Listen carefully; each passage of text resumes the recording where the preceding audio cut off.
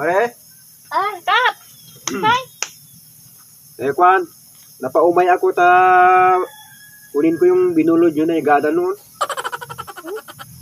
Igadan? Baka di igadan nga binulbulod mi. Adan, binulod yung anak mo noon sa akin. Kiso na kumatinag. Dawata mo na Ang tagal-tagal na yun.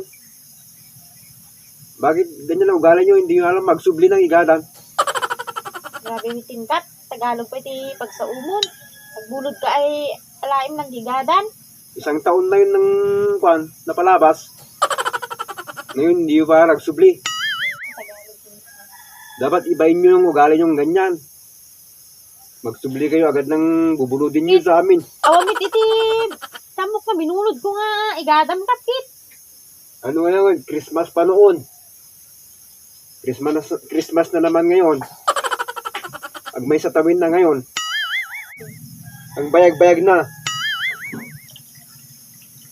Sigarod sa pulik latan ka. Takno ka. Sublik lata kanyaman nga rod.